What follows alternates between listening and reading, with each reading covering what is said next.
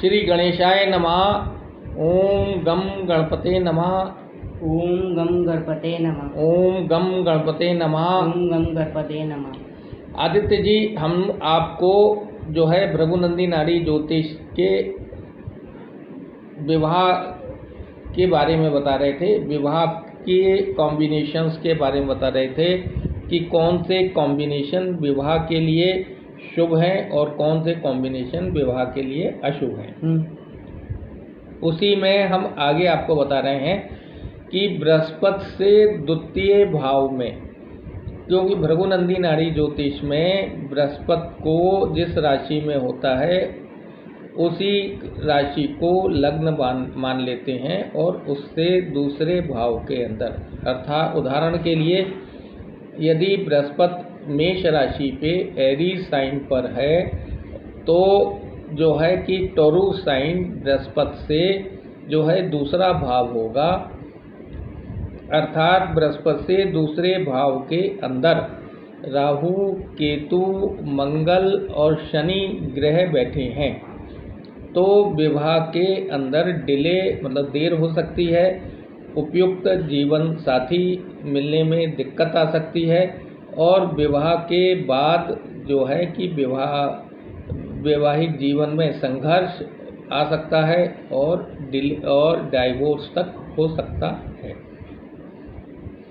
ऐसे ही बृहस्पति से सप्तम भाव में, तो उदाहरण में हमने आपको दिया था, अगर बृहस्पति एरीज साइन में है तो उससे सप्तम भाव में लिब्रा साइन आएगा, तुला राशि आएगी। तो बृहस्पति से सप्तम भाव में भी अगर राहु, केतु, शनि और मंगल बैठे तो विवाह में दिक्कत आती है। इसके साथ साथ हम विवाह के अंदर भृगुनंदी नाड़ी का ये भाग नहीं है तो वैदिक का भी हम थोड़ा सा आपको बताते हैं।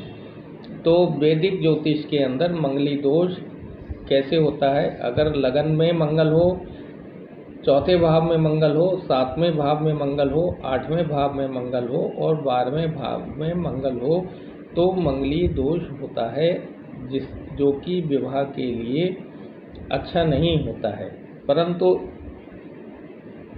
इस मंगली दोष का जो है कि थोड़ा सा इसके नियम हैं वो भी देख लेने चाहिए।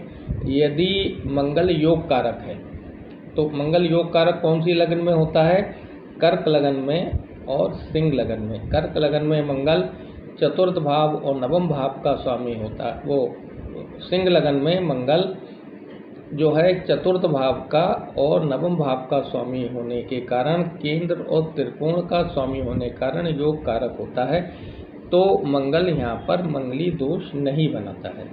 इसी तरह से कर्क लगन के अंदर मंगल पंचम भाव और दशम भाव का स्वामी होता है तो केंद्र और त्रिकोण का स्वामी होने के कारण मंगल योग कारक बन जाता है और यह भी मंगली दोष नहीं बनाता है। यदि किसी भी मेल चार्ट में या फीमेल चार्ट में कर्क लगन है या सिंह लगन है और मंगल प्रथम भाव, चतुर्थ भाव, सप्तम भाव, अष्टम भाव और द्वादश भाव के अंदर स्थित है तो वो मंगली दोष नहीं माना जाएगा।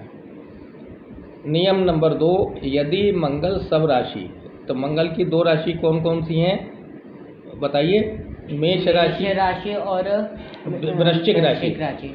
तो अगर मंगल जो है कि 2, 4, 7, 8, 12 भावों के अंदर मेष राशि में हो या वृश्चिक राशि में हो तो भी ये मंगली दोष नहीं माना जाएगा। इसके अलावा और नियम है मगर ये परफेक्ट रूल है।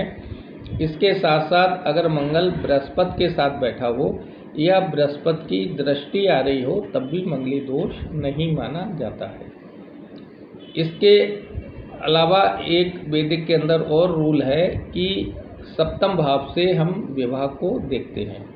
तो अगर सप्तम भाव का स्वामी छठे भाव में, 8वें भाव में या 12वें भाव में बैठा हो तब भी विवाह में दिक्कतें, संघर्ष और विवाह के बाद जो है कि डाइवोर्स तक की नौबत आती है। तो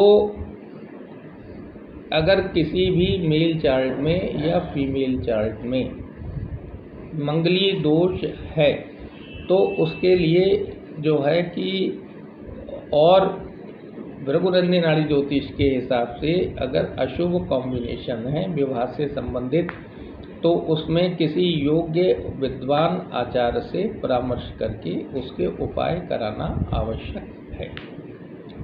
सरल रूप में मैं कुछ उपाय आपको बताता हूँ।